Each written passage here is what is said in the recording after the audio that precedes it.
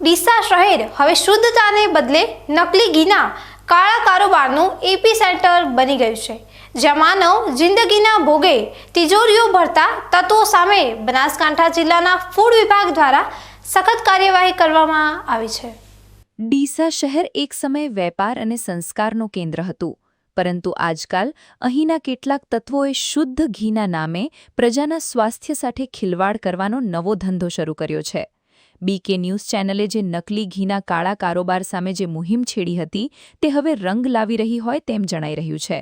જિલ્લા ફૂડ વિભાગે જાણે કમર કસી હોય તેમ હવે આ ભેળસેડિયા તત્વોને તેમના ચીકણા પાપના ખાડામાંથી બહાર ખેંચી કાઢવાનું શરૂ કર્યું છે। ડીસામાં જે લોકો છડેચોક નકલી ઘી બનાવીને વેચતા હતા, તેઓ અત્યારે ફૂડ વિભાગની બીકે ભૂગર્ભમાં ઉતરી ગયા છે। પરંતુ ફૂડ અધિકારી તેજસ પટેલ અને તેમની ટીમ પણ કાચી પોચી નથી।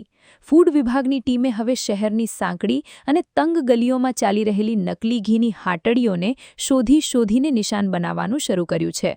ગત શુક્રવારે ડીસા જીઆઈડીસી વિસ્તારની એક એવી જ સાંકડી ગલીમાં ફૂડ વિભાગે ત્રાટકીને નકલી ઘીના સોદાગરોની ઊંઘ હરામ કરી દીધી હતી।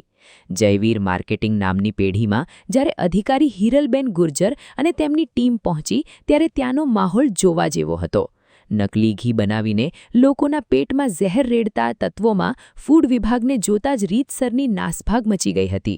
રવિ મોદી અને અંકુર મોદીની માલિકીની આ પેઢીમાં દાવત બ્રાન્ડના નામે નકલી ઘીનો જથ્થો પેક કરવામાં આવી રહ્યો હતો। જો કે ફૂડ વિભાગની સતર્કતાને કારણે આ દાવત હવે જેલની હવા ખાવા જેવી બની ગઈ છે। તપાસ દરમિયાન ફૂડ વિભાગે 1148 લીટર નકલી ઘીનો જથ્થો ઝડપી પાડ્યો છે, જેની કિંમત અંદાજે 3 લાખ રૂપિયા જેવી થાય છે। આ આખો જથ્થો જપ્ત કરી લેવામાં આવ્યો છે અને તેના નમૂના પરીક્ષણ માટે લેબોરેટરીમાં મોકલાવવામાં આવ્યા છે।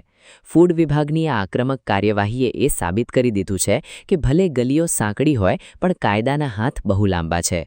જીઆઈડીસી વિસ્તારમાં આ દરોડાને પગલે અન્ય નકલી ઘી બનાવતા વેપારીઓએ પણ અત્યારે તો પોતાના શટર પાડી દીધા છે।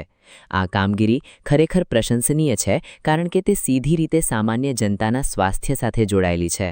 નકલી ઘીના આ રાક્ષસો અત્યારે તો ફફડી રહ્યા છે અને ફૂડ વિભાગે સાબિત કર્યું છે કે જો ઈચ્છા શક્તિ હોય તો ગમે તેવા માલેતુજાર ભેળસેડિયાઓને પણ પાઠ ભણાવી શકાય છે।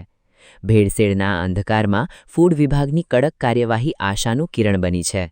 નકલી ઘીના સોદાગરોએ હવે સમજી લેવાની જરૂર છે કે સ્વાસ્થ્યના ભોગે સંપત્તિ બનાવવાનો આ તેમનો કાળો કારોબાર હવે લાંબો સમય ચાલવાનો નથી, કારણ કે કાયદો હવે તેમની ગલી સુધી પહોંચી ગયો છે।